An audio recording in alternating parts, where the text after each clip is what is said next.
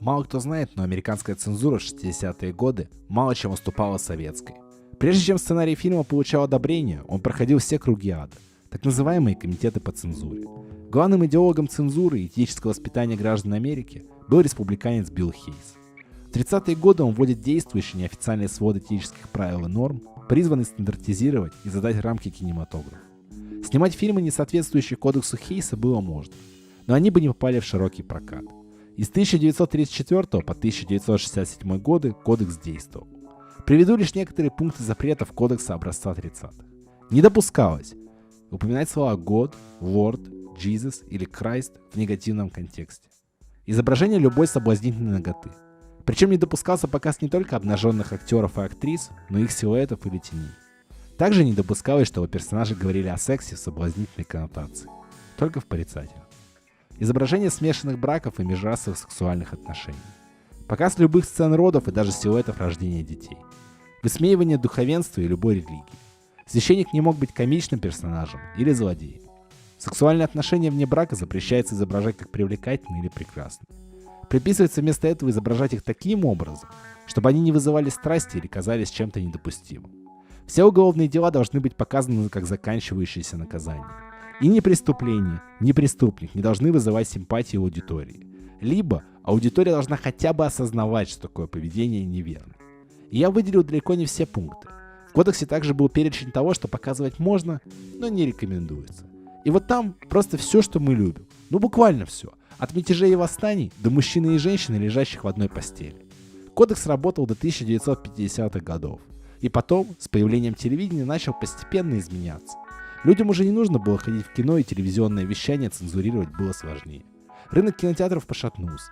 В 60-е голливудское кино вообще начало просасывать более свободному европейскому кино. Фильмы выходили на более пикантные темы, что, конечно же, больше интересовало зрителей. Появились слова «убийство» или «психоз» в названии, и народ сразу валил толпой смотреть. Наверное, еще и поэтому предыдущий фильм Кубрика «The Killing» «Большой куш» было принято назвать именно так. Вплоть до 1967 года проходят ожесточенные судебные процессы, оспаривающие те или иные картины. Главный аргумент защиты – это статья Конституции о свободе слова. Суды начинают выносить решения в пользу кинокомпаний, и кодекс Хейса становится историей. К чему я все вел и устроил эту историческую справку? Да к тому, что я хотел подвести вас, мои дорогие юные зрители, к рассказу о том, как Стэнли Кубрик снимал свой фильм про педофила по романам Набокова «Лолита». Кубрик и Харрис покупают права на экранизацию скандальной книги о любви мужчины, писателя/преподавателя Гумберта, к своей приемной дочери Долорес, Ло или Лолита, 12-14 лет. Кубрик связывается с Набоковым и просит его написать сценарий к фильму. И тот после недолгих уговоров пишет гигантский 400-страничный сценарий, с новыми сценами и совсем нюдс-контентом. Даже после жесточайшего сокращения сценария Харрисом и Кубриком, шансов у него пройти комитет по цензуре не было совершенно. И Кубрик принимает важнейшее в жизни решение, которое определит его дальнейший путь как художника до конца жизни. Он хватает сраный красный трактор и съебывает из США в Англию. В дальнейшем режиссер будет жить и снимать фильмы в Англии, и лишь изредка посылать своих помощников снимать виды Америки для тех или иных фильмов. Сам же Стэнли, как я говорил, путешествовал только на кораблях, и поэтому возвращения в Америку ему давались довольно сложно и отнимали много времени. В Европе цензура тоже была, но правила ее были гораздо мягче. Но, как мне кажется, недостаточно мягкими для экранизации Лолиты. Поэтому фильм получился, на мой взгляд, недостаточно дерзким, недокрученным, выглаженным, пуританским. Все постельные сцены были с одетыми и застегнутые ночные рубашки персонажей. Поцелуя в губы между Гумбертом и Ло не было, лишь легкие объятия и прикосновения. Секс был за кадром, и намеки на него нам как бы не стали показывать. Для своего времени это было прорывом. Актриса, игравшая Долорес, была и правда 14 лет. Единственным условием цензоров было, чтобы она выглядела как старшеклассница. И Сью Лайн действительно выглядела чуть старше своего возраста. Кубрик стремился сделать максимально простую и понятную историю, не удлиняя хронометраж. Так, из экранизации вылетели все сцены путешествия Гумберта и Лолиты по Америке. А из этого ведь могло получиться неплохое роуд-муви. И вот это стремление угодить всем и сорвать хайпа на горящей книге и теме лично мне не очень нравится. Но нельзя сказать, что фильм не получился. Пересматривая его во второй раз, я заметил несколько новых пластов тем, которые поднимаются.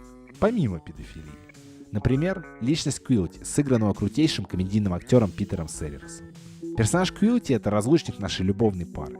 В финале картины Лолита убегает с ним, а после сбегает и становится обычной рожалкой-убиралкой с прицепом.